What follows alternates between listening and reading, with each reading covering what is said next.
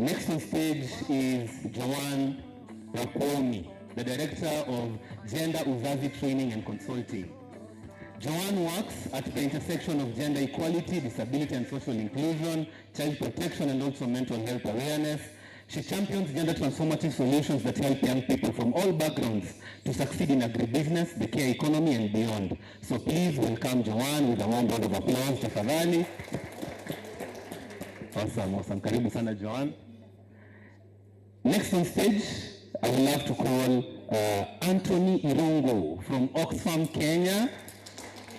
Anthony is a development mill officer at Oxfam, Kenya, with a decade of experience in data management, monitoring, evaluation, and research. Anthony supports the Time to Care initiative, which advances gender equality and care infrastructure for women and girls in Kenya. He is passionate about shifting how society values paid and unpaid care work. So please welcome Anthony with a round of applause. Thank you, Anthony. And last but not least, I want to welcome Jacqueline. Jacqueline is a distinguished researcher, analyst, and communicator specializing in public policy and decent work.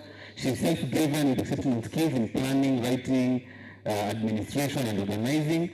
Her research is centered around three main themes, which is evidence-based policy, ending inequalities, especially economic and political inequalities, and climate change. And Jacqueline is from the National Employment Authority. So tafadhali tukaribishe serikali na makofi ya kino. Thank you. So I cannot seem to find a seat on the table, on the podium, so maybe I can just pull one.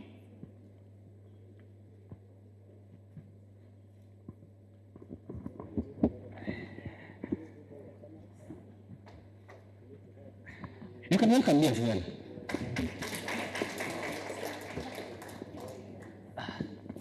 Thank you so much. So we are here today in the Youth Employment Summit, and just to make you understand why we have this very elaborate panel of distinguished guests and brains.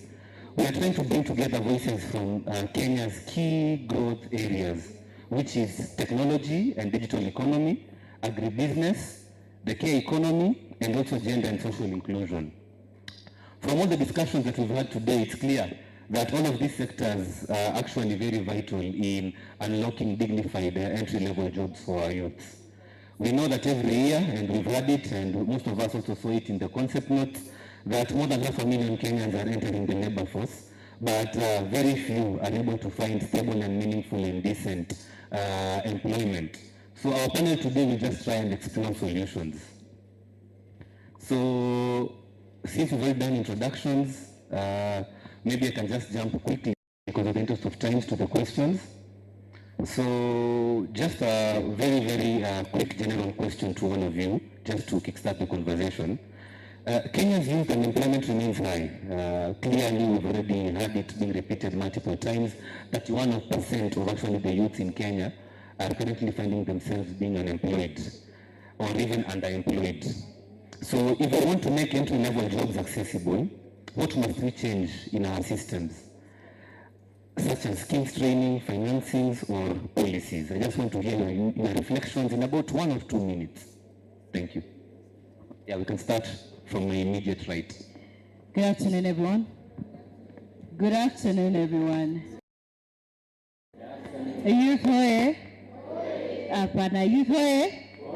My name is Victoria. I fall under the youth bracket, so in Tawamsha.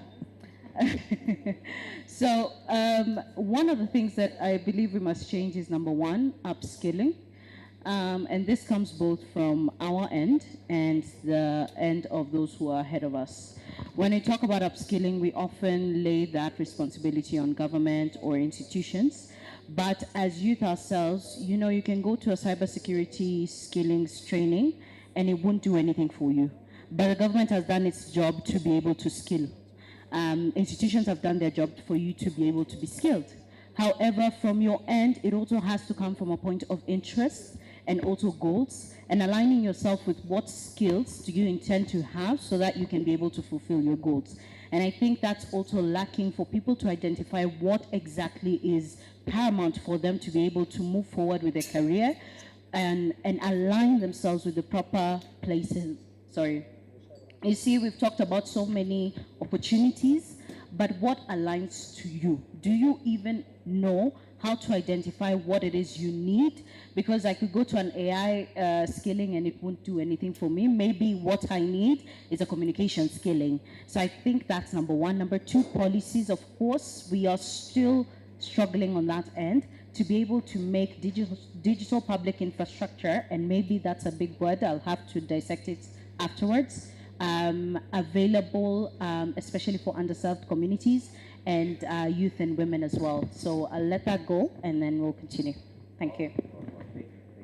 Thank you so much.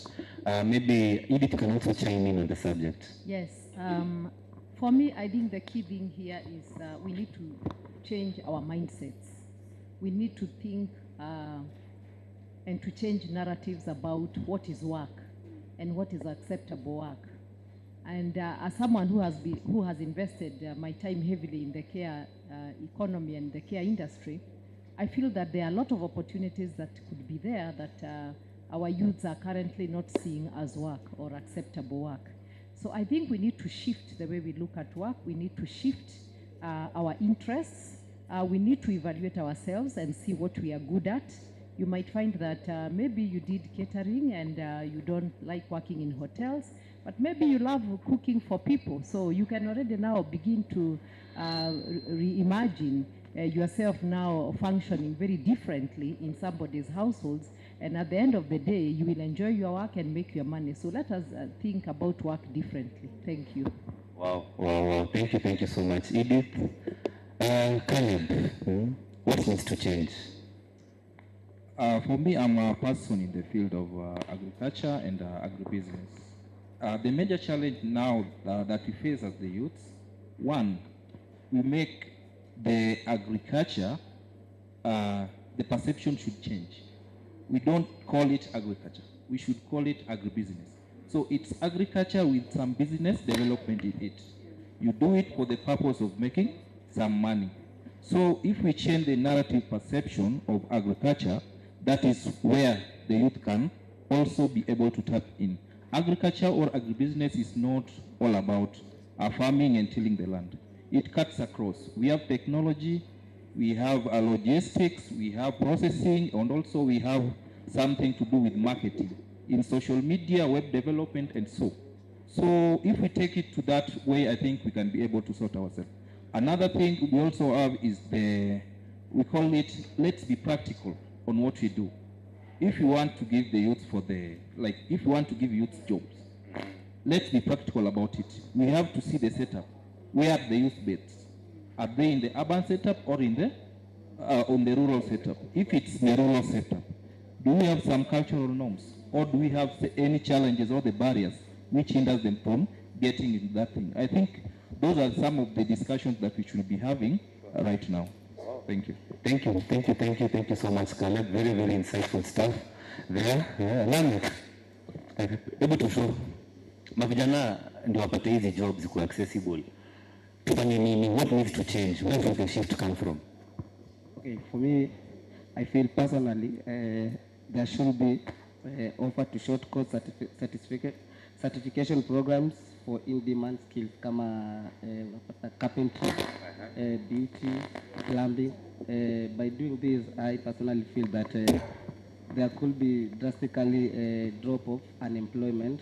Two, on policies, I also feel there should be streamlined registration of businesses and hiring process. I think we should get rid of this narrative in quotes like unajua nani, umetumwa na nani. I think we are far beyond from that. Thank you. Hapo sawa. Sasa umesema mambo ya kujuana na networking tuweke kando, si ndio? Sawa. Thank you so much, Lamek. Joanne, from the lens of gender uzazi, what do you think, or where should the shift come from? Yeah, I know my colleagues have talked about already the upskilling. And so I'll bring in the issue of information because information is key. So how are you packaging that information to the youth? Anthony talked here about Ajira. Yes. Does that youth in Lokichogio know that that thing exists? How are you packaging to persons with disabilities? And you have different types of disabilities. Are you packaging it? How does a man, change this attitude? Anyway, we are talking about attitude change. But are we putting such into our curriculums? Are we able to, or we are just talking about upskilling on the job? But we also need to include components of attitude change within the curriculum. As we model, as we showcase, all that should also go to each and everyone, regardless of their social standing within the communities. Thank you. Wow, thank you so much, Joanne. Maybe we can now move straight to Anthony from Oxfam. To make this entry-level jobs accessible, what do we need to change? Okay, building from what Madam Erica said and what Collective Women from Kenya said in terms of shifting the social norms that are available.